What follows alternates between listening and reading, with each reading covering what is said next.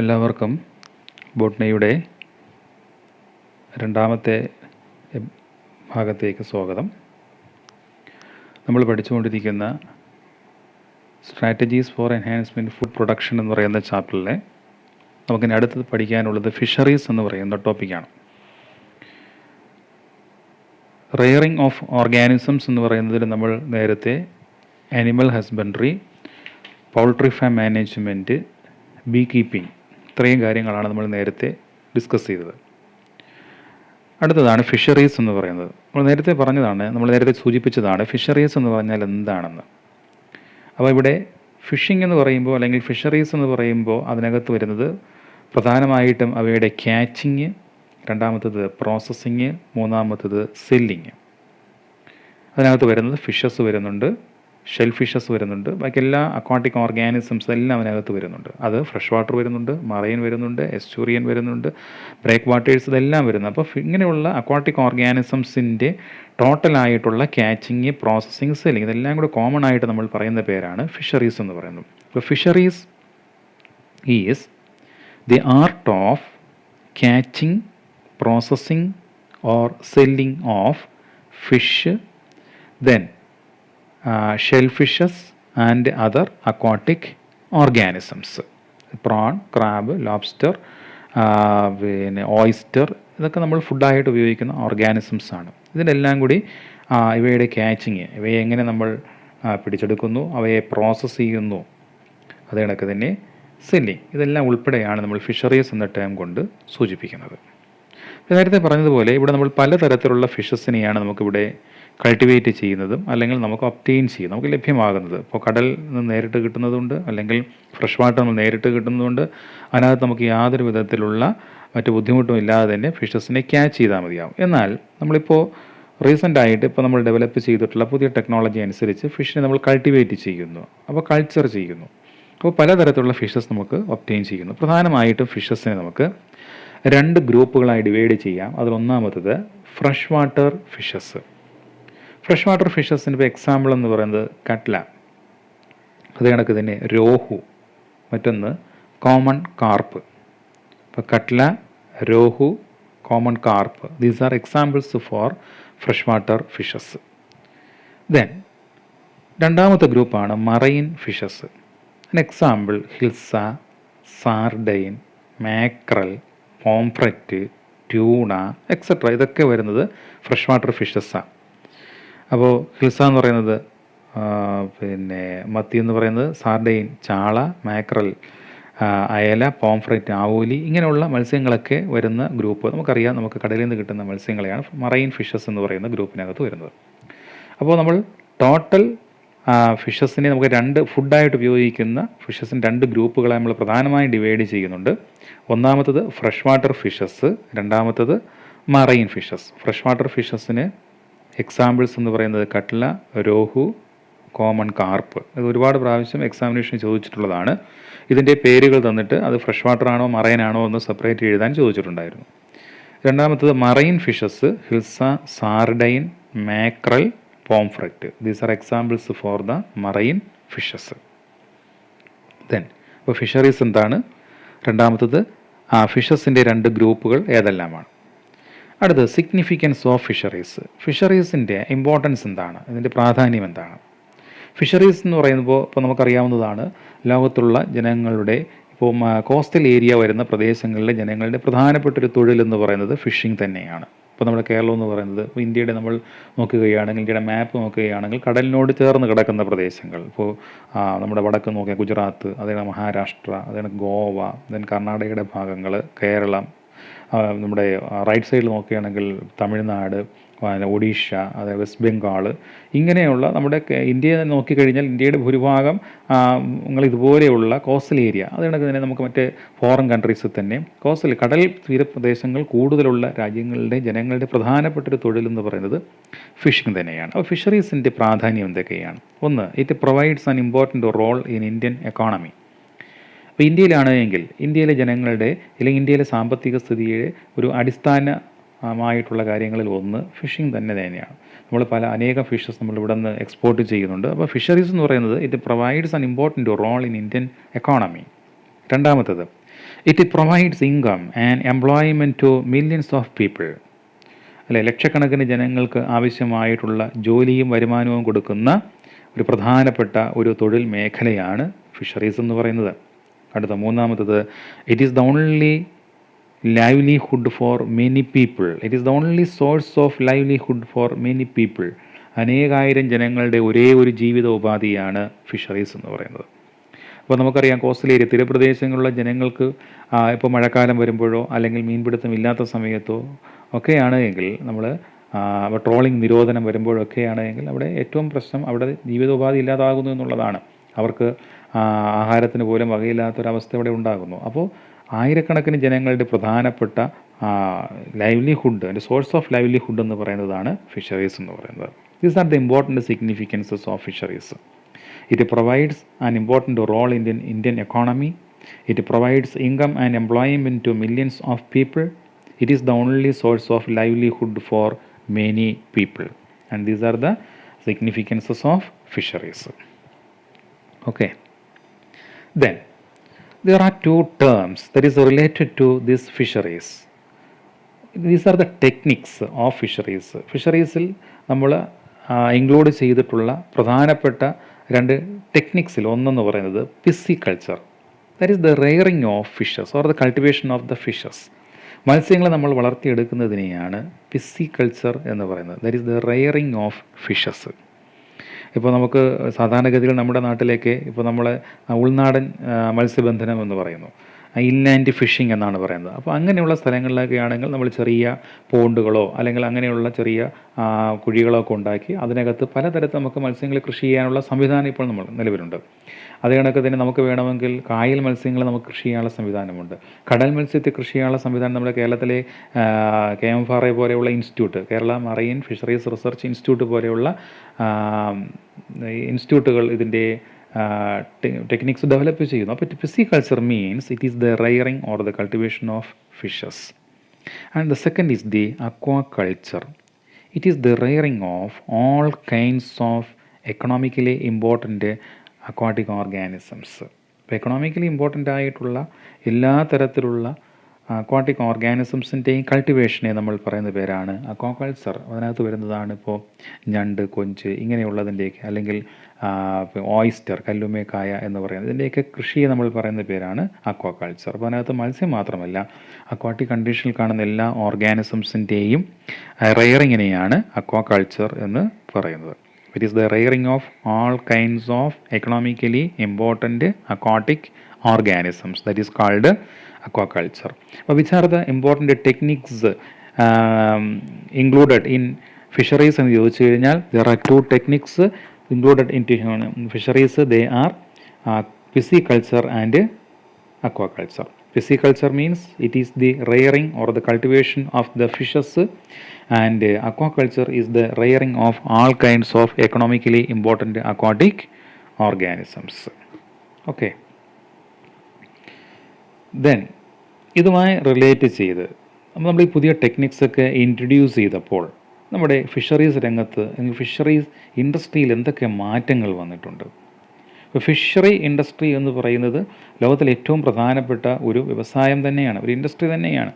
അതിനകത്ത് ഒരുപാട് ലക്ഷക്കണക്കിന് ജനങ്ങൾ ഡയറക്റ്റായിട്ടോ ഇൻഡയറക്റ്റായിട്ടോ അതിൻ്റെ ഭാഗമായി മാറുകയും ചെയ്യുന്നുണ്ട്. അപ്പോൾ ഈ ഫിഷറി ഇൻഡസ്ട്രിയിൽ നമ്മൾ പുതിയ ടെക്നിക്സ്, ഉദാഹരണമായിട്ട് പിസ്സിക്കൾച്ചർ, അക്വാകൾച്ചർ, ഇതിനൊക്കെ നമ്മൾ കൾട്ടിവേഷൻ മെത്തേഡ്സ് ഉണ്ട്. അല്ലെങ്കിൽ ഇപ്പോൾ നമ്മളിപ്പോൾ കടലിൽ തന്നെ മത്സ്യബന്ധനത്തിന് വേണ്ടി ഉപയോഗിക്കുന്ന പുതിയ ടെക്നിക്സ്, പുതിയ ടെക്നോളജീസ് നമ്മൾ ഇൻട്രൊഡ്യൂസ് ചെയ്യും. പുതിയ തരത്തിലുള്ള നെറ്റുകൾ, വലകൾ നമ്മൾ ഉപയോഗിക്കുന്നുണ്ട്. അതിൽ ഉപയോഗിക്കുന്ന പ്രധാനപ്പെട്ട വലകളിലൊന്നാണ് ട്രോൾ വലകൾ എന്ന് പറയുന്നത്. മറ്റൊന്നാണ് പെഴ്സീൻ വലകൾ എന്നൊക്കെ പറയുന്നത്. അപ്പോൾ ഈ ട്രോൾ വലകൾ ഉപയോഗിച്ച് മത്സ്യബന്ധനം നിരോധിക്കുന്ന കാലമാണ് ട്രോളിംഗ് നിരോധനം എന്ന് പറയുന്നത്. ആ സമയം കടലിൻ്റെ അടുത്തിട്ട് ഇവർ ട്രോൾ വല ഉപയോഗിക്കുമ്പോൾ കടലിൻ്റെ അടുത്തിട്ട് മൊത്തത്തിൽ തന്നെ ഉഴുതുമറിച്ചുകൊണ്ട് കടലിൽ എന്തൊക്കെയുണ്ടോ അതെല്ലാം കൂടി കോരിക്കൊണ്ട് വരികയാണ്. അപ്പോൾ മത്സ്യങ്ങളുടെ ബ്രീഡിംഗ് ടൈമിൽ ഈ വലകൾ ഉപയോഗിച്ച് നമ്മൾ മത്സ്യബന്ധനം നടത്തി കഴിഞ്ഞാൽ അവിടെ ഉണ്ടാകുന്ന കുഞ്ഞുങ്ങളും അതിൻ്റെ മറ്റ് യങ്ങോൺസും മുട്ടയൊക്കെ നശിക്കാനുള്ള സാധ്യതയുണ്ട്. അതുകൊണ്ടാണ് നമ്മൾ ആ സമയത്തെ ട്രോളിംഗ് അല്ലെങ്കിൽ ട്രോൾ വലകൾ കൊണ്ടുള്ള മത്സ്യബന്ധനം നിരോധിക്കുന്നത്. അതിന് ട്രോളിംഗ് നിരോധനം എന്ന് പറയുന്നത്. മറ്റൊന്നാണ് പേഴ്സീൻ വലകൾ. പേഴ്സ് പോലെ നമുക്കൊരു സിബ് പോലെ ആക്കി മാറ്റുന്ന തരത്തിലുള്ള വലകൾ, അല്ലെങ്കിൽ നമ്മൾ പുതിയ തരത്തിലുള്ള അൾട്രാസൗണ്ട് ടെക്നോളജി ഉപയോഗിച്ച് മത്സ്യങ്ങളുടെ സാന്നിധ്യം കണ്ടുപിടിക്കുന്നത്, അല്ലെങ്കിൽ ഉപഗ്രഹങ്ങളുടെ സഹായത്തോടു കൂടി നമ്മൾ മത്സ്യങ്ങളുടെ ഗ്രൂപ്പ് എവിടെയാണെന്ന് കണ്ടുപിടിക്കുന്നത്. ഇതൊക്കെ നമ്മുടെ ഈ ഫിഷറി ഇൻഡസ്ട്രിയിൽ വന്നിട്ടുള്ള പുതിയ ടെക്നോളജീസാണ്. അപ്പോൾ ഈ ടെക്നോളജിയുടെ ഫലമായി, ഈ പുതിയ ടെക്നോളജിയൊക്കെ വന്നതിൻ്റെ ഫലമായിട്ട് ഫിഷറി രംഗത്ത് വന്നിട്ടുള്ള ഭയങ്കരമായ മാറ്റത്തെ നമ്മൾ പൊതുവെ പറയുന്ന പേരാണ് ബ്ലൂ റെവല്യൂഷൻ എന്ന് പറയുന്നത്. The introduction of new techniques like aquaculture and pisciculture helped in the flourishing of fishery industry. It has brought a lot of income to the farmers and nation. This is termed as Blue Revolution. Blue Revolution means the introduction of new techniques like aquaculture and pisciculture helped in the flourishing of fishery industry. It has brought a lot of income to the farmers and the nation. This is termed as Blue revolution.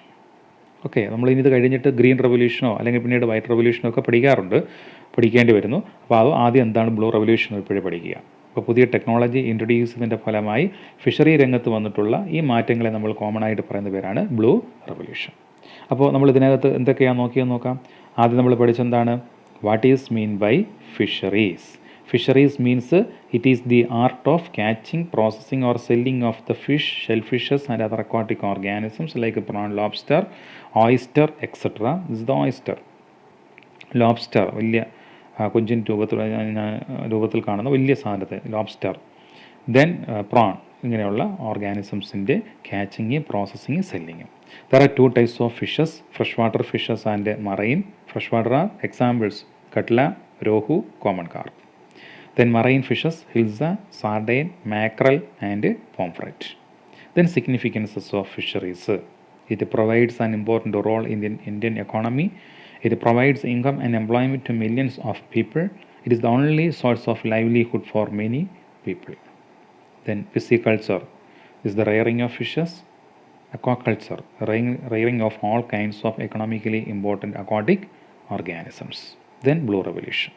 The introduction of new techniques like aquaculture and pisciculture helped in the flourishing of fishery industry. It has brought a lot of income to the farmers and the nation. This is termed as Blue Revolution. അപ്പോൾ ഇത്രയുമാണ് നമുക്ക് ഈ ചാപ്റ്ററിൽ നമുക്ക് പഠിക്കാനുള്ള raring and breeding എന്നാണ് പറയുന്നത്. നമ്മൾ animal husbandry means it is the rearing and breeding of organisms എന്നാണ് പറയുന്നത്. അപ്പോൾ റെയറിങ്ങിൽ നമുക്ക് പഠിക്കാനുള്ള ആദ്യം നമ്മൾ പഠിച്ചത് ഡയറി ഫാം മാനേജ്മെൻറ്റ്, രണ്ടാമത്തത് പൗൾട്രി ഫാം മാനേജ്മെൻറ്റ്, മൂന്നാമത്തത് ബീ കീപ്പിംഗ്, നാലാമത്തത് fisheries. Okay, next is about these are different types of the nets used in fishery,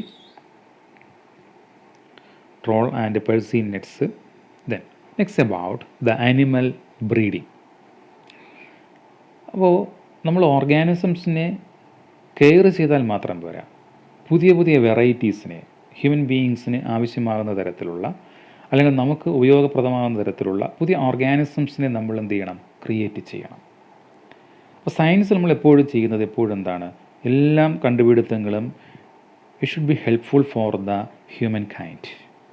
മനുഷ്യവംശത്തിന് ആവശ്യമാകുന്ന തരത്തിൽ അവന് ഉതകുന്ന തരത്തിൽ നമ്മൾ പുതിയ പുതിയ ടെക്നോളജീസ് ഇൻട്രൊഡ്യൂസ് ചെയ്യുന്നു. അതാണ് സയൻസ് എന്ന് പറയുന്നത്. അപ്പോൾ ഇവിടെ ആനിമൽ ബ്രീഡിങ്ങിൽ, അപ്പോൾ നമ്മൾ ഈ അനിമൽ ഹസ്ബൻഡറിയുടെ രണ്ടാമത്തെ സ്റ്റെപ്പ് എന്ന് പറയുന്നത് ബ്രീഡിംഗ് ആണ്. പുതിയ പുതിയ ബ്രീഡുകളെ ഉണ്ട്, നമുക്കെല്ലാം അറിയാവുന്നതാണ് ബ്രീഡുകൾ. ഇപ്പോൾ ഡോഗിൻ്റെ ബ്രീഡുകളെ പലർക്കും പലതരത്തിലുള്ള ഡോഗിൻ്റെയും ക്യാറ്റിൻ്റെയൊക്കെ ബ്രീഡുകൾ നമുക്കറിയാം, ഇവിടെ ഈ ഫോട്ടോഗ്രാഫിൽ കാണാൻ പറ്റുന്നതാണ്. ഇതിൽ ഓരോന്നും ഓരോ ബ്രീഡാണ്. ഒരു ബ്രീഡെന്ന് പറയുന്നത് ഒരു സ്പീഷീസിനകത്ത് തന്നെയുള്ള ഒരു പ്രത്യേക ക്യാരക്ടേഴ്സ് ഉള്ള ഒരു ഗ്രൂപ്പിനെയാണ് ഒരു ബ്രീഡെന്ന് പറയുന്നത്. A breed is a group of animals related by descent. Descent means ancestors and similar in most characters like general appearance, features like size, configuration etcetera. അതായത് പരസ്പര ബന്ധമുള്ള ഒരേ കണക്കുള്ള സ്വഭാവമുള്ള ഒരു കൂട്ടം ജീവികളെ നമ്മൾ പറയുന്ന പേരാണ് ഒരു ബ്രീഡ്. ഒരു ബ്രീഡിനകത്തുള്ള ജീവികൾ തമ്മിൽ ചെറിയ കണക്ഷൻ ഉണ്ടായിരിക്കണം, ഡിസൻലി റിലേറ്റഡ് ആയിരിക്കണം. അപ്പോൾ ഡിസൻലി റിലേറ്റഡ് ആയിട്ടുള്ള group of organisms they have certain common features. First general appearance, കണ്ടാൽ ഒരു കണക്കായിരിക്കണം അത്. ദെൻ സൈസ്, അവരുടെ സൈസ് ഒരുപോലെ ഏകദേശമായിരിക്കണം. Configuration, that means genetical characters. ഇതെല്ലാം ഒരുപോലെയുള്ള ഒരു കൂട്ടം ഓർഗാനിസംസിനെയാണ് നമ്മളൊരു ബ്രീഡ് എന്ന് പറയുന്നത്. ഇപ്പോൾ ഡോബർമാൻ എന്ന് പറയുന്ന ഡോഗിൻ്റെ ബ്രീഡ് എടുത്തു കഴിഞ്ഞാൽ അതിൻ്റെ ജനറൽ അപ്പിയറൻസ് ഒരുപോലെയാണ്, കണ്ടാൽ ഒരുപോലെയാണ്.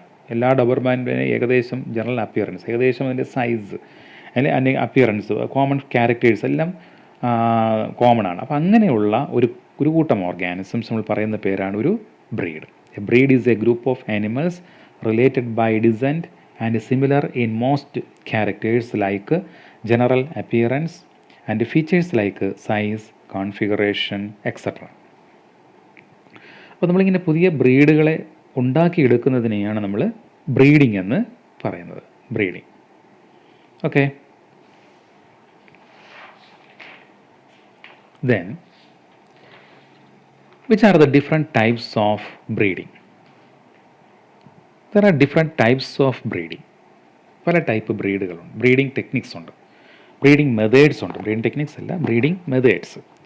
One is in breeding and the other is out breeding. There are two types. The first is inbreeding and second outbreeding. The outbreeding is again divided into three classes. They are outcrossing, crossbreeding and interspecific hybridization. Okay. But the different types of breedings are inbreeding and outbreeding. Outbreeding are again classified into three types: outcrossing, crossbreeding and interspecific hybridization. നമുക്ക് ഓരോന്നും എന്താണെന്ന് നോക്കാം. The first is the inbreeding. Inbreeding എന്ന് പറയുന്നത് നമ്മുടെ പണ്ട് മുതലേ തന്നെ നമ്മുടെ നാട്ടിലൊക്കെയുള്ള നാട്ടിൻപുറങ്ങളിലൊക്കെ കൾട്ടിവേറ്റ് ചെയ്യുന്ന പ്രധാനമായിട്ടും പശു അല്ലെങ്കിൽ എരുമ അല്ലെങ്കിൽ ആട്, ഇതൊക്കെയാണ് നമ്മൾ സാധാരണ ഇതിൽ പണ്ടത്തെ കാലം മുതൽക്ക് തന്നെ നമ്മുടെ നാട്ടിലേക്ക് കൃഷി ചെയ്യുന്നത് അനിമൽസ്. അപ്പോൾ ഈ അനിമൽസിൻ്റെയൊക്കെ ബ്രീഡിങ്ങിൽ നമ്മൾ വേണ്ടി ഉപയോഗിച്ചിരുന്നത് ഒരു ബ്രീഡിനകത്ത് തന്നെയുള്ള ഏറ്റവും നല്ല ക്വാളിറ്റിയുള്ള രണ്ട് ഓർഗാനിസംസിനെ തമ്മിൽ സെലക്ട് ചെയ്തിട്ട് അവയെ തമ്മിൽ മേറ്റിംഗ് നടത്തി പുതിയ കുഞ്ഞുങ്ങളെ സൃഷ്ടിക്കുന്നു. ഉദാഹരണമായിട്ട് ഒരു കർഷകൻ്റെ വീട്ടിൽ കുറച്ച് പശുക്കളുണ്ടെന്ന് കരുതുക. ആ പശുക്കളിൽ നിന്ന് പുതിയ കുഞ്ഞിനെ ഉൽപ്പാദിപ്പിക്കാൻ വേണ്ടി ചെയ്യുന്നത് ഏറ്റവും നല്ല ക്വാളിറ്റിയുള്ള ഒരു ബുള്ളിനെയും ഏറ്റവും നല്ല ക്വാളിറ്റിയുള്ള ഒരു കൗവിനെയും സെലക്ട് ചെയ്തിട്ട് അവയെ തമ്മിൽ മേറ്റിംഗ് നടത്തുന്നു, എണ്ണ ചേർക്കുന്നു. എന്നിട്ട് അവയിൽ ഉണ്ടാകുന്ന പുതിയ കുഞ്ഞുങ്ങളെ നമ്മൾ എന്ത് ചെയ്യുന്നു, ഉപയോഗിക്കുന്നു. ആ കുഞ്ഞുങ്ങൾക്ക് ഈ രണ്ട് ഓർഗാനിസംസിൻ്റെ എല്ലാ ക്വാളിറ്റീസും കിട്ടിയിരിക്കും. കാരണം എന്താണ്, ഏറ്റവും സുപ്പീരിയർ ക്വാളിറ്റി ഉള്ള മെയിലും സുപ്പീരിയർ ക്വാളിറ്റി ഉള്ള ഫീമെയിലുമാണ് നമ്മൾ ഉപയോഗിക്കുന്നത്. അങ്ങനെയുള്ള ആ ഒരു പ്രോസസ്സിനെ നമ്മൾ പറയുന്ന പേരാണ് ഇൻ ബ്രീഡിംഗ് എന്ന് പറയുന്നത്. It is the mating of more closely related individuals within the same breed. ഒരേ ബ്രീഡിനകത്ത് തന്നെയുള്ള വളരെ ക്ലോസ്ലി ആയിട്ടുള്ള രണ്ടോ ഇൻഡിവിജ്വൽസ് നമ്മൾ മേറ്റിംഗ് നടത്തുന്നതിനെ പറയുന്ന പേരാണ് ഇൻ ബ്രീഡിംഗ്. നമ്മൾ നോക്ക്, ഇതിനകത്ത് പിന്നെ ഹോഴ്സിനെയാണ് കാണിച്ചിരിക്കുന്നത്. ഹോഴ്സ് ഏറ്റവും നല്ല ക്വാളിറ്റി ഉള്ളവയുണ്ട്, മെയിലും ഫീമെയിലും. അതിൽ കുറേ ഓസ്പ്രിങ്സ് ഉണ്ടായി, 6 ഓസ്പ്രിങ്സ് ഉണ്ടായി. ഈ 6 ഓസ്പ്രിങ്സിൽ എല്ലാത്തിനും നമ്മൾ ഉപയോഗിക്കില്ല. ഏറ്റവും നല്ല ക്വാളിറ്റി ഉള്ള എണ്ണം നമ്മൾ മേറ്റിംഗ് നടത്തുന്നു. അതിൽ നിന്ന് കുറേ 3 ഓസ്പ്രിങ്സ് ഉണ്ടായി. ഇവിടെ നമ്മൾ ഇങ്ങനെ തലമുറയായിട്ട് സുപ്പീരിയർ ക്വാളിറ്റി ഉള്ള അല്ലെങ്കിൽ മോർ ക്ലോസ്ലി റിലേറ്റഡ് ആയിട്ടുള്ള ഇൻഡിവിജ്വൽസിനെ മേറ്റിംഗ് നടത്തി പുതിയ ഓർഗാനിസംസിനെ ക്രിയേറ്റ് ചെയ്യുന്നതിനെയാണ് ഇൻ ബ്രീഡിംഗ് എന്ന് പറയുന്നത്. അപ്പോൾ അവിടെ എന്താ ചെയ്യുന്നത്, ഏറ്റവും സുപ്പീരിയർ ക്വാളിറ്റി ഉള്ള മെയിലിനെയും സുപ്പീരിയർ ക്വാളിറ്റി ഉള്ള ഫീമെയിലിനെ നമ്മൾ സെലക്ട് ചെയ്യുന്നു. എന്നിട്ട് നമ്മൾ അതിനെ മേറ്റിംഗ് നടത്തുന്നു. അതിൻ്റെ പ്രോജനിയെ നമ്മൾ ഇവാലുവേറ്റ് ചെയ്യും, പരിശോധിക്കും, പറഞ്ഞ ക്യാരക്ടേഴ്സ് കിട്ടിയോ എന്നുള്ളത്. എന്നിട്ട് അതിൽ നമ്മൾ എന്ത് ചെയ്യുന്നു, അവയുടെ പ്രോജനീസിൽ ഏറ്റവും നല്ലത് നമുക്ക് സെലക്ട് ചെയ്ത് അതിനെ നമ്മൾ എന്ത് ചെയ്യുന്നു, വീണ്ടും അടുത്ത തലമുറ ഉൽപ്പാദിപ്പിക്കാൻ വേണ്ടി ഉപയോഗിക്കുന്നു. ഇങ്ങനെ ഈ പ്രോസസ്സ് ഇങ്ങനെ കണ്ടിന്യൂസ് ആയിട്ട് നടന്നുകൊണ്ടേ ഇരിക്കുന്നു. ഇതിൻ്റെ പ്രാധാന്യം എന്താണ്? Significance of inbreeding. ഇൻബ്രീഡിംഗ് എന്ന് പറയുന്ന പ്രോസസ്സിൻ്റെ ഇമ്പോർട്ടൻസ് എന്തൊക്കെയാണ്? 1, ഇൻക്രീസ് ഹോമോസൈഗോസിറ്റി. കാരണം ഈ രണ്ട് ഓർഗാനിസംസും വളരെ ക്ലോസ്ലി റിലേറ്റഡ് ആണ്. അപ്പോൾ ക്ലോസ്ലി റിലേറ്റഡ് ഓർഗാനിസംസ് തമ്മിൽ മേറ്റിംഗ് നടത്തുമ്പോൾ അവയ്ക്കുണ്ടാകുന്ന ഓസ്പ്രിങ്സിൻ്റെ മിക്കവാറൊക്കെ എങ്ങനെയായിരിക്കാം ജീനുകൾ, ജനറ്റിക് ക്യാരക്ടേഴ്സ് ഹോമോസൈഗസായി മാറാം. ഇതാ ഹോമോസൈഗസും ഹെട്രോസൈഗസും നിങ്ങൾ പഠിച്ചു കാണണം അല്ലേ? ഐഡൻറ്റിക്കൽ അലീൽസ്, ഒരു ജീനിലെ ഐഡൻറ്റിക്കൽ അലീൽസ് വരുന്നുവെങ്കിൽ നമ്മളതിനെ ഹോമോസൈഗസ് എന്ന് പറയുന്നു. ഡിഫറൻറ്റ് അലിൽസ് ആണെങ്കിൽ നമ്മളതിനെ ഹെറ്ററോസൈഗസ് കണ്ടീഷൻ എന്നും പറയും. നമ്മൾ പീ പ്ലാന്റിൻ്റെയൊക്കെ പണ്ട് പഠിച്ചിട്ടുണ്ട് സ്കൂൾ ക്ലാസ്സിലേക്ക്, അല്ലെങ്കിൽ നിങ്ങളിപ്പോൾ സുവോളജിയിൽ പഠിക്കുന്നുള്ളൂ, ജെനറ്റിക്സ്, മെൻ്റിയൽ ഇൻഹെറിറ്റൻസ് നിങ്ങൾ പഠിക്കുന്നുണ്ട്. ക്യാപിറ്റൽ ടി എന്ന് പറയുന്നത് ടോൾ എന്ന് റെപ്രസെൻറ്റ് ചെയ്യുന്നു, അത് ഹോമോസൈഗസ് ആണ്. ക്യാപിറ്റൽ ടി സ്മോൾ ടി എന്ന് പറയുന്നത് ടോൾ തന്നെയാണ്, പക്ഷേ അത് ഹെറ്ററോസൈഗസ് ആണ്. അപ്പോൾ വളരെ ക്ലോസ്ലി റിലേറ്റഡ് ഇൻഡിവിജ്വൽ ആയതുകൊണ്ട് അവയെ തമ്മിൽ മേറ്റിംഗ് നടത്തുമ്പോൾ അവിടെ ഹോമോസൈഗോസിറ്റി ഇൻക്രീസ് ചെയ്യുന്നു. രണ്ടാമത്തത് helps to produce pure lines. Pure lines means അവിടെ ഉണ്ടാകുന്ന ഓഫ്സ്പ്രിങ്സ് എല്ലാം ഐഡൻറ്റിക്കൽ അലിൽസ് മാത്രമേ കാണുകയുള്ളൂ. ഞാൻ ഇവിടെ പറഞ്ഞു ക്യാപിറ്റൽ ടി എന്ന് പറയുന്നതും ടോളാണ്, ക്യാപിറ്റൽ ടി സ്മോൾ ടി എന്ന് പറയുന്നത് ടോളാണ്. പക്ഷേ ക്യാപിറ്റൽ ടി ആണ് അവിടെ പ്യുവർ ലൈൻ എന്ന് പറയുന്നത്. അവിടെയുള്ള രണ്ട് അലിൽസും ഒരേ കണക്കുള്ളത്. മനസ്സിലായല്ലോ? ഹോമോസൈഗസ് എന്നതിൻ്റെ മറ്റു രൂപം തന്നെയാണ് പ്യുവർ ലൈൻസ് ആർ പ്രൊഡ്യൂസ്ഡ്. ഈ പ്യുവർ ലൈൻസ് നമ്മൾ എത്ര തലമുറ കഴിഞ്ഞാലും പ്യുവർ ലൈൻസിൻ്റെ ജീനുകൾക്ക് വ്യത്യാസം വരുന്നില്ല. പകരം പ്യുവർ ലൈൻസ് അല്ലെങ്കിലോ, ഇപ്പോൾ ക്യാപിറ്റൽ ടി സ്മോൾ ടി ആണെങ്കിലോ അതിൽ നിന്ന് അടുത്ത തലമുറ വരുമ്പോൾ എന്തുണ്ടാകുന്നു, ഡോർഫ് ക്യാരക്ടേഴ്സും ടോൾ ക്യാരക്ടേഴ്സും സെപ്പറേറ്റ് ചെയ്ത് പോകാനുള്ള സാധ്യതയുണ്ട്. അപ്പോൾ നമ്മൾ മെൻ്റിയൽ ഇൻഹെറിറ്റൻസിൽ പഠിച്ചു F1 എന്ന് പറയുന്നത് ക്യാപിറ്റൽ ടി സ്മോൾ ടി, അത് പ്യുവർ ലൈൻ അല്ല. അതുകൊണ്ടാണ് F2വിൽ നമുക്ക് ടോളും ഡോർഫും കിട്ടിയത്. അവിടെ ആ ക്യാരക്ടേഴ്സ് അവിടെ ഹിഡൻ ആയിട്ടുണ്ടായിരുന്നു. അപ്പോൾ ഇവിടെ പ്യുവർ ലൈൻസിനെ പ്രൊഡ്യൂസ് ചെയ്യാൻ പറ്റുന്നുണ്ട്. Then elimination of harmful recessive genes. ഈ ഓർഗാനിസംസിൻ്റെ ജീനോടൈപ്പിൽ റിസസീവായിട്ടുള്ള പിന്നെ ഹാംഫുൾ ജീൻസ്, നമ്മളതിനെ പറയുന്നത് ലീതൽ ജീൻസ് എന്ന് എപ്പോഴും പറയാറുണ്ട്. ഇങ്ങനെയുള്ള ജീൻസ് ഉണ്ടെങ്കിൽ അതിനെയൊക്കെ റിമൂവ് ചെയ്യാൻ പറ്റുന്നുണ്ട്. Then accumulation of superior genes. Superior genes കുറേ തലമുറകൾ കഴിയുമ്പോൾ അത് മാത്രമായിട്ട് മാറുന്നുണ്ട്. ഇൻഫീരിയർ ജീൻസ് അങ്ങ് ഇല്ലാതായി, റിസസീവ് ജീൻസ് ഇല്ലാതായി പോകുന്നുണ്ട്. ദെൻ ഇൻക്രീസ് പ്രൊഡക്ടിവിറ്റി, അതിൻ്റെ ഉൽപ്പാദനം കൂടുന്നു. അപ്പോൾ മിൽക്കോ അല്ലെങ്കിൽ ബേഡ്സിൻ്റെ കാര്യത്തിൽ എഗ്ഗിൻ്റെയൊക്കെ അല്ലെങ്കിൽ മാംസത്തിൻ്റെയൊക്കെ ഉൽപ്പാദനം കൂടുന്നു. അപ്പോൾ these are the significance of inbreeding. 5 important points: increase homozygosity, helps to produce pure lines, then elimination of harmful recessive genes, accumulation of superior genes, then increase productivity. പക്ഷേ ഇൻബ്രീഡിങ്ങിന് ചെറിയൊരു പ്രോബ്ലം ഉണ്ട്. എന്താണെന്ന് നോക്കാം. ഇൻബ്രീഡിങ് കണ്ടിന്യൂസ് ആയിട്ട് ചെയ്തു കഴിഞ്ഞാൽ കുറേ തലമുറകൾ കഴിയുമ്പോൾ ആ ഓർഗാനിസംസിൻ്റെ പ്രൊഡക്ടിവിറ്റിയും ഫെർട്ടിലിറ്റിയും കുറഞ്ഞു വരുന്നതായി കാണുന്നു. അതായത് ഒരു വീട്ടിൽ ഒരു കൗവും ബുള്ളിനും നമ്മൾ മേറ്റ് നടത്തി കുറേ കുഞ്ഞുങ്ങളുണ്ടായി. അതിൽ ഏറ്റവും നല്ല ബുള്ളിനെയും കൗവിനെയും സെലക്ട് ചെയ്ത് മേറ്റ് നടത്തി അടുത്ത തലമുറ ഉണ്ടാക്കി. അവിടെ കൊണ്ട കുഞ്ഞുങ്ങളിൽ നിന്ന് ഏറ്റവും നല്ലത് നോക്കി അടുത്ത തലമുറ ഉണ്ടാക്കി. ഇങ്ങനെ കുറേ തലമുറകൾ കഴിയുമ്പോൾ പിന്നീട് ഇവയുടെ ഫെർട്ടിലിറ്റി കുറയുന്നു, പ്രസവിക്കാനുള്ള കഴിവ് കുറയുന്നു, പ്രൊഡക്ടിവിറ്റി കുറയുന്നു, ഈൽഡ് കുറയുന്നു, പാലുൽപാദനം കുറയുന്നു. ഇതൊക്കെ കാണാം. ഈ ഒരു പ്രോസസ്സിനെ പറയുന്ന പേരാണ് inbreeding depression. Continuous inbreeding leads to reduced fertility and productivity, and this is called inbreeding depression. Okay?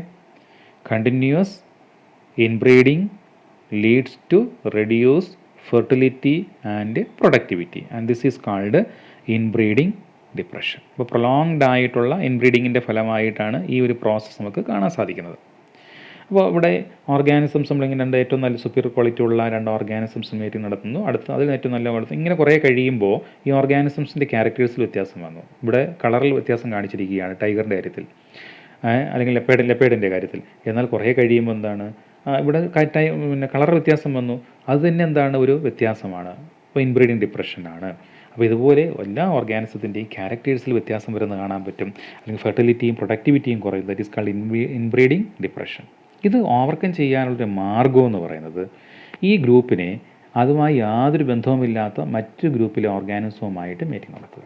ഇപ്പോൾ നമ്മുടെ വീട്ടിൽ വളർത്തുന്ന കൗവിന് ഇൻബ്രീഡിങ് ഡിപ്രഷൻ തുടങ്ങിയെങ്കിൽ പിന്നെ നമ്മുടെ ആ വീട്ടിൽ തന്നെ നമ്മൾ വളർത്തുന്ന ബുള്ളുമായിട്ട് എന്ത് ചെയ്യരുത്, അല്ലെങ്കിൽ ഇതുമായി റിലേറ്റഡ് ബുള്ളുമായിട്ട് എന്ത് ചെയ്യരുത്, മീറ്റിംഗ് നടത്തുന്നത്. പകരം അൺറിലേറ്റഡ് ആയിട്ടുള്ള മറ്റേതെങ്കിലും സ്ഥലത്ത് വളർത്തുന്ന ഇതുമായിട്ട് യാതൊരു വിധത്തിലുള്ള ബന്ധവുമില്ലാത്ത, ആൻസിസ്ട്രൽ ബന്ധമില്ലാത്ത ഒരു ബുള്ളുമായിട്ട് ഇവിടുത്തെ കൗവിന് എന്ത് ചെയ്യുക, മീറ്റിംഗ് നടത്തുക. അപ്പോൾ നമുക്ക് ഇൻബ്രീഡിങ് ഡിപ്രഷൻ ഓവർകം ചെയ്യാൻ സാധിക്കും. It can overcome by mating the animal with unrelated on of the same breed തന്നെ ആകണം. എന്നാലും നമുക്ക് അതേ കണക്കുള്ള ഓർഗാനിസംസിനെ ഇവിടെ പ്രൊഡ്യൂസ് ചെയ്യാൻ സാധിക്കുകയുള്ളൂ. അപ്പോൾ inbreeding depression, continues inbreeding leads to reduce fertility and productivity. This is called inbreeding depression. It can overcome by mating the animal with unrelated one of the same breed. So that is about the inbreeding. അപ്പോൾ inbreeding എന്നാൽ എന്ത്, ഇൻബ്രീഡിങ്ങിൻ്റെ significance, then what is inbreeding depression. അടുത്തത് outbreeding. Outbreeding is 3 types. They are outcrossing, cross breeding and interspecific hybridization. Outbreeding നമുക്ക് 3 ഗ്രൂപ്പുകളായി divide ചെയ്യാം. ഇതിൽ ആദ്യത്തെ എന്താണെന്ന് നോക്കാം, ഔട്ട് ക്രോസിങ്. ഔട്ട് ക്രോസിങ് എന്ന് പറയുന്നത് ഒരു ബ്രീഡ്, നമ്മൾ ഇൻബ്രീഡിങ് തന്നെയാണത്, ഇൻബ്രീഡിങ് പോലെ തന്നെയാണ്, ഒരു ബ്രീഡിനകത്തുള്ള 2 ഓർഗാനിസംസിനെ തമ്മിൽ മീറ്റ് നടത്തുന്നു. പക്ഷേ ആ 2 ഓർഗാനിസംസ് തമ്മിൽ ഒരു 4 മുതൽ 6 ജനറേഷൻസ് വരെ ആൻസിസ്റ്ററൽ റിലേഷൻ ഉണ്ടാകരുത്, അതായത് കോമൺ ആൻസിസ്റ്റർ ഉണ്ടാകരുത്. ഉദാഹരണമായിട്ട് നമ്മുടെ വീട്ടിൽ ഒരു വളർത്തുന്ന ബുള്ളിനെയും ഒരു കൗവിനെയും തമ്മിൽ മേറ്റിംഗ് നടത്തുമ്പോൾ നമ്മൾ ഇൻബ്രീഡിങ് ചെയ്യുന്ന എന്താണ്, നേരത്തെ പഠിച്ചത്, ഒരു ബുള്ളിനെയും കൗവിനെയും തമ്മിൽ മേറ്റിംഗ് നടത്തുന്നു, അതിൻ്റെ അടുത്ത തലമുറ ഉണ്ടാകുന്നു, അതിലേറ്റവും നല്ല വളർന്ന് വലുതാകുമ്പോൾ ഏറ്റവും നല്ല ബുള്ളിനെയും കൗവിനെയും സെലക്ട് ചെയ്യുന്നു, അതിൻ്റെ അടുത്ത തലമുറ ഉണ്ടാക്കുന്നു, അത് വളർന്നു വരുമ്പോൾ ഇങ്ങനെ, ഇതാണ് നമ്മൾ ഇൻബ്രീഡിങ് എന്ന് പറയുന്നത്.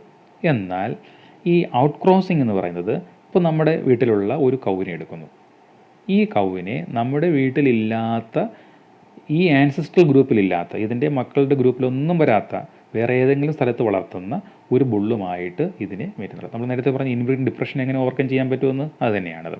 The mating of animals within the same breed but have no common ancestors on either side of their pedigree up to 4 to 6 generations എന്ന് പറഞ്ഞാൽ അവയുടെ പെഡിഗ്രിയിൽ, അതായത് പേരൻസിൻ്റെ ആ ഒരു ഗ്രൂപ്പിൽ നോക്കിക്കഴിഞ്ഞാൽ, ഇപ്പോൾ നമ്മുടെ വീട്ടിൽ വളർത്തുന്ന കൗവിൻ്റെ പേരൻസും നമ്മൾ മേറ്റ് നടത്തുന്ന ബുള്ളിൻ്റെ പേരൻസും ഒന്നാകരുത്, അതിൻ്റെ പേരൻസും ഒന്നാകരുത്, അതിൻ്റെ പേരൻസ്, അങ്ങനെ 4 മുതൽ 6 തലമുറകൾ വരെ, ഒരു 4 മുകളിലോട്ട് ഒരു 6 വരെ ഇവയ്ക്ക് കോമൺ ആയിട്ട് ആൻസിസ്റ്റർ ഉണ്ടാകരുത്. അതിന് മുകളിലുണ്ടെങ്കിൽ കുഴപ്പമില്ല.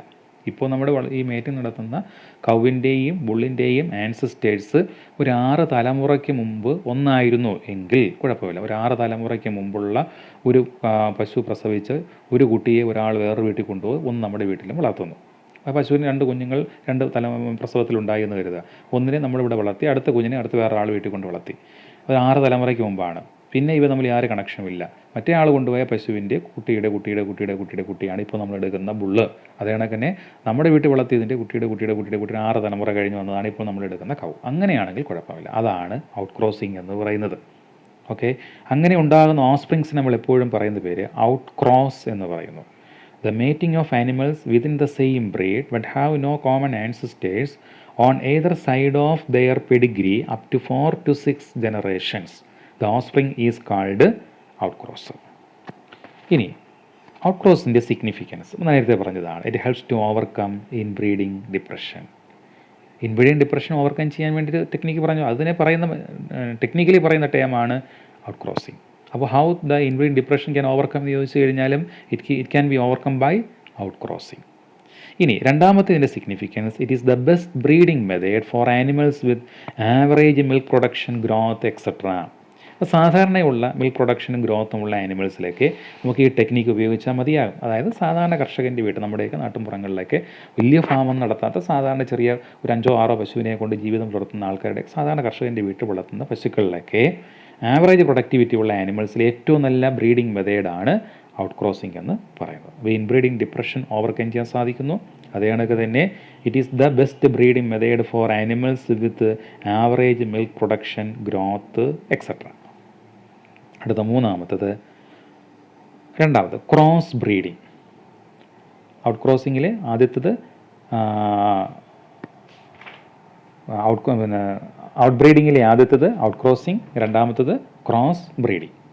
ക്രോസ് ബ്രീഡിംഗ് എന്ന് പറഞ്ഞാൽ 2 ബ്രീഡുകളെ തമ്മിൽ ക്രോസ് ചെയ്യുന്നു, 2 എൻറ്റയർലി ഡിഫറെൻ്റ് ആയിട്ടുള്ള ബ്രീഡുകൾ. ഇപ്പോൾ കൗവിൻ്റെ കാര്യം എടുക്കുകയാണെങ്കിൽ ഇപ്പോൾ സ്വിസ് ബ്രൗൺ എന്ന് പറയുന്നത് ഒരു ബ്രീഡാണ്, ജെഴ്സി എന്ന് പറയുന്നത് വേറൊരു ബ്രീഡാണ്. രണ്ടിനെയും കൂടെ ചേർത്ത് പുതിയ ബ്രീഡ് ഉണ്ടാക്കുന്നു, അല്ലേ? It is the mating between animals, males of one breed with superior females of another breed. ഒരു ബ്രീഡിനകത്തുള്ള ഏറ്റവും നല്ല മെയിലും അടുത്ത ബ്രീഡിനകത്തുള്ള ഏറ്റവും നല്ല ഫീമെയിലും തമ്മിൽ മേറ്റിംഗ് നടത്തി പുതിയ ഓർഗാനിസംസിനെ ക്രിയേറ്റ് ചെയ്യുന്നതിനെ പറയുന്ന പേരാണ് ക്രോസ് ബ്രീഡിംഗ് എന്ന് പറയുന്നത്. ഇപ്പോൾ എക്സാമ്പിളായിട്ട് നമ്മുടെ ഇന്ത്യയിലെ 2 ചെമ്മരി ആടുകളുടെ വർഗ്ഗമാണ്. ഒന്ന് ബിക്കാനിരി എന്ന് പറയുന്ന വർഗ്ഗവും മറ്റൊന്ന് മാരിനോ എന്ന് പറയുന്നത്. ഇപ്പോൾ Bikaneri ewes means female sheep എന്നാണ്. Merino rams means male sheep. Bikaneri ഈവ്സും മാരിനോ റാംസ് നമ്മൾ ക്രോസ് ചെയ്തപ്പോൾ കിട്ടിയതാണ് ഹിസാർഡെയിൽ എന്ന് പറയുന്ന പുതിയ വെറൈറ്റി. ഹിസാർഡെയിൽ നമ്മുടെ ഇന്ത്യയിൽ രാജസ്ഥാനിൽ ഡെവലപ്പ് ചെയ്ത ഒരു പിന്നെ പുതിയ ബ്രീഡാണ്, ഷീപ്പിൻ്റെ ബ്രീഡാണ്. അപ്പോൾ ഇത് പലപ്പോഴും പരീക്ഷയ്ക്ക് ചോദിക്കാറുണ്ട്, what is the technique behind the production of Hisardale എന്ന് ചോദിച്ചിട്ടുണ്ട്, അല്ലെങ്കിൽ ക്രോസ് ബ്രീഡിങ്ങിന് എക്സാമ്പിൾ എന്ന് ചോദിച്ചിട്ടുണ്ട്. അപ്പോൾ cross breeding means it is the mating between males of one breed with superior females of another breed. Example Hisardale, it was produced by crossing Bikaneri ewes and Merino rams. അടുത്ത മൂന്നാമത്തത്, ഇത് കണക്ക് രണ്ട് ബ്രീഡുകളെ തമ്മിൽ ക്രോസ് ചെയ്ത് പുതിയ ബ്രീഡിനെ ഉണ്ടാക്കുന്നു. ഇത് നമ്മൾ ക്രോസ് ബ്രീഡിംഗ് എന്ന് പറയുന്നു. പുതിയൊരു ബ്രീഡ് ഉണ്ടാവുകയാണ്, രണ്ടിൻ്റെയും ക്യാരക്ടേഴ്സ് ഉള്ളൊരു പുതിയ ഓർഗാനിസോടെ ഉണ്ടായി എന്നാണ് അതിൻ്റെ മീനിങ്. അടുത്തത് ഇൻ്റർ സ്പെസിഫിക് ഹൈബ്രിഡൈസേഷൻ. രണ്ട് സ്പീഷീസുകളെ തമ്മിൽ, ക്ലോസ്ലി റിലേറ്റഡ് ആയിട്ടുള്ള രണ്ട് സ്പീഷീസുകളെ തമ്മിൽ നമ്മൾ എന്ത് ചെയ്യുന്നു? മേറ്റിംഗ് നടത്തുന്നു. Mating of animals of two different related species, that is called interspecific hybridisation. Example mule, അല്ലെങ്കിൽ ഹിന്നി എന്ന് പറയുന്നത്. അപ്പോൾ കോവർ കഴുത എന്ന് പറയുന്നത് കുതിരയും കഴുതയും കൂടെ ചേർന്നുണ്ടാകുന്ന ഓർഗാനിസമാണ് മ്യൂൾ എന്ന് പറയുന്നത്. അപ്പോൾ മ്യൂൾ എന്ന് പറയുന്നത് ഹോഴ്സും ഡോങ്കിയും രണ്ടും റിലേറ്റഡ് ആയിട്ടുള്ള സ്പീഷീസാണ്. അപ്പോൾ അങ്ങനെ റിലേറ്റഡ് ആയിട്ടുള്ള രണ്ട് സ്പീഷീസ് നമ്മൾ ക്രോസ് ചെയ്ത് പുതിയ ഓർഗാനിസംസിനെ ഉണ്ടാക്കുന്നതിനെയാണ് inter specific hybridisation. Example mule. അത് കണക്ക് നമുക്കറിയാവുന്നതാണ് ലൈഗർ എന്ന് പറയുന്നത്. ഇങ്ങനെയുള്ള അത് കണക്ക് തന്നെ പിന്നെ സീബ്രയും ഹോഴ്സും കൂടെ ചേർന്നുണ്ടാകുന്ന ഓർഗാനിസം. ഇങ്ങനെയുള്ള പുതിയ പുതിയ വെറൈറ്റീസൊക്കെ നമ്മൾ ഇൻ്റർ സ്പെസിഫിക് ഹൈബ്രിഡൈസേഷൻ എന്നാണ് പറയുന്നത്. അപ്പം നമ്മൾ പഠിച്ച കാര്യങ്ങൾ ഫിഷറീസിൽ പ്രധാനമായി നമ്മൾ പഠിച്ചത് ഫിഷറീസ്, വാട്ട് ഈസ് ഫിഷറീസ്, അത് കഴിഞ്ഞാൽ ബ്രീഡിംഗ് മെത്തേഡ്സ്, പ്രത്യേകം ശ്രദ്ധിക്കുക, അത് ബ്രീഡിംഗ് മെത്തേഡ്സ് ആണ്. അതിനകത്ത് പിന്നെ ഇൻബ്രീഡിങ്ങും ഔട്ട് ബ്രീഡിങ്ങും, അത് ഇൻബ്രീഡിങ്ങിൻ്റെ പ്രാധാന്യം, അതിൻ്റെ ഡിസഡ്വാൻറ്റേജ്, ഇൻബ്രീഡ് ഡിപ്രഷൻ, ഔട്ട് ബ്രീഡിങ്ങിൻ്റെ 3 different types, outcrossing, cross breeding and interspecific hybridization. ഇത്രയും പഠിപ്പിച്ച കാര്യങ്ങൾ നന്നായിട്ട് വർക്കൗട്ട് ചെയ്യുക. ബാക്കി നമുക്ക് അടുത്ത ദിവസം നോക്കാം. Thank you.